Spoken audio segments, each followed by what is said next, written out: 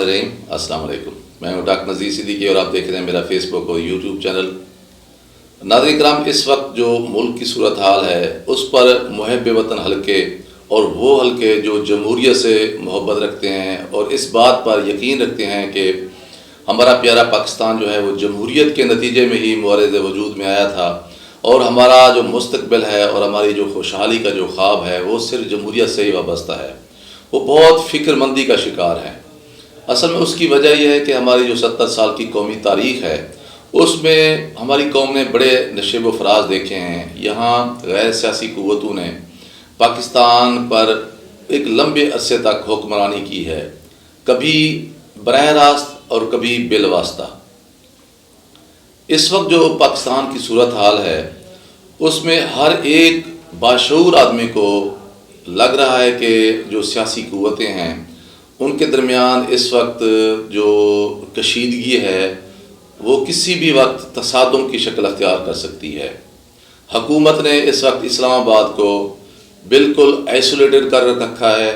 ہر طرف کنٹینر ہی کنٹینر لگا دیے ہیں، جبکہ عمران خان کسی بھی وقت آزادی مارچ کا اعلان کرنے والے ہیں۔ ایک بے یقینی کی کیفیت ہے، خوف و ہراس کی کیفیت ہے، اور اس دوران جو 2 سٹیٹمنٹس آئی ہیں، ایک واشنگٹن میں ہمارے آرمی چیف کے ساتھ جو ہے وہ منسلک کی گئی ہے، اور ایک جو کل انہوں نے اسلام آباد میں دی ہے کہ پاکستان کی آرمی جو ہے وہ غیر سیاسی ہے اور غیر سیاسی رہے گی، اور دوسرا یہ ہے کہ کسی بھی ملک کو، کسی بھی گروہ کو یا جتھے کو پاکستان میں جو ہے انسٹیبلٹی لانے کی اجازت نہیں دی جائے گی۔ تو یہ جو 2 سٹیٹمنٹس ہیں یہ بہت ہی اہمیت کی حامل ہیں۔ تو ہماری جو یہ ماضی کی تاریخ ہے اس کے تناظر میں بہت سارے تجزیہ نگار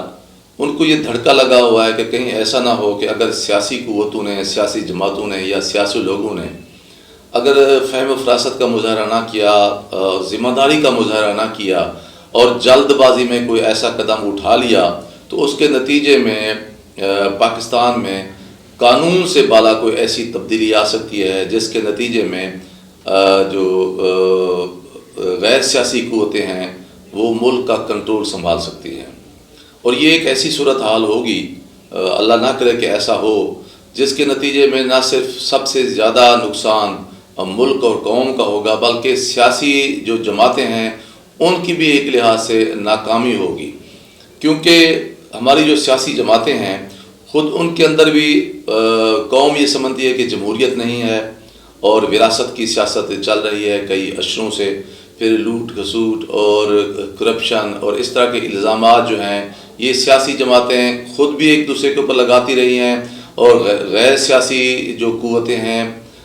جو طاقتور حلقے ہیں، وہ بھی ان کے اوپر الزامات یہی لگاتے رہے ہیں۔ ان کی حکومتیں بھی ختم ہوتی رہی ہیں اور باری باری کی سیاست بھی چلتی رہی ہے۔ اب بھی بہت سارے کیسز جو ہیں نیب کے اندر میں اور IFI میں ان کے خلاف چل رہے ہیں۔ تو ایک پرسیپشن ہے، ایک تاثر ہے پوری قوم کے اندر کہ یہ جو سیاسی قوتیں ہیں،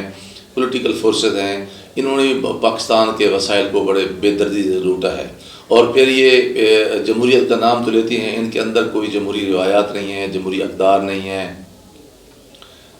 تو اس لیے قوم جو ہے وہ جمہوریت کے حوالے سے بھی زیادہ کوئی پر امید نہیں ہے، لیکن وہ یہ بھی نہیں چاہتی کہ کوئی غیر جمہوری قوتیں پاکستان کا کنٹرول سنبھالیں، کیونکہ غیر جمہوری قوتوں کے نتیجے میں ہی پاکستان پہلے ٹوٹا ہے اور پاکستان کا بڑا نقصان بھی ہوا ہے ماضی میں۔ تو یہ جو ایک کیفیت ہے اس میں پوری پاکستانی قوم کے لیے بڑی فکر مندی کی بات ہے۔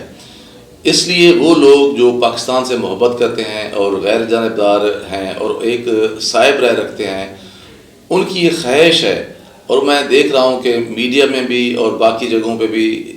اپنی پوری قوم جو ہے وہ سیاستدانوں سے یہی کہہ رہی ہے کہ اگلے 3-4 جو ہفتے ہیں اس میں وہ صبر کا مظاہرہ کریں، ایک دوسرے کے ساتھ ڈائلاگ کریں، اور جو موجودہ سیاسی صورتحال ہے اسے پوائنٹ آف نو ریٹرن کی طرف نہ لے جائیں، تصادم سے بچنے کی کوشش کریں، تاکہ جو نومبر والا جو ایک تعیناتی کا مسئلہ ہے وہ خوش اسلوبی سے حل ہو جائے، اور اگر خدا نہ خواستہ انہوں نے جلدی کی، ایک دوسرے سے لڑتے جھگڑتے رہے اور تصادم ہوا، تو کہیں ایسا نہ ہو کہ آئین سے بالا کوئی ایسا قدم جو ہے اٹھ جائے جس کے نتیجے میں یہ جمہوری جو قوتیں ہیں ان کو بھی نقصان ہو، ملک و قوم کا بھی نقصان ہو۔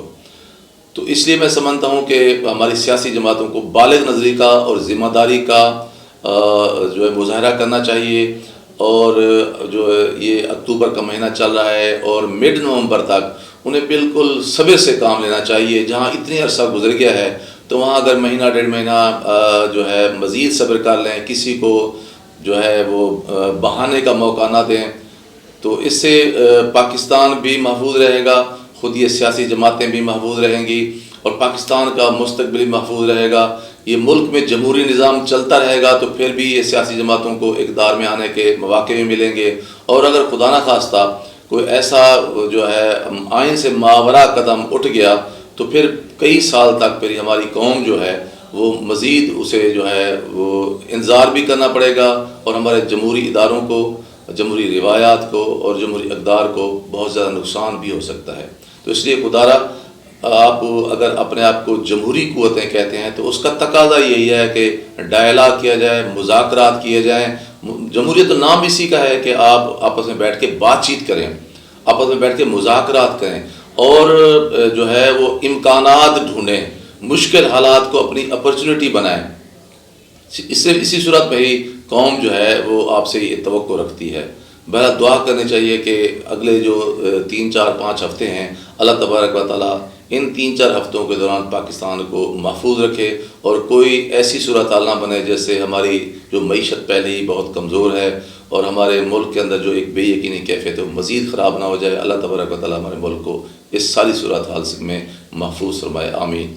آپ تمام دوستوں سے گزارش ہے کہ میرے یوٹیوب چینل کو سبسکرائب فرمائیں۔ اگلے ویلاگ تک کی اجازت، السلام علیکم۔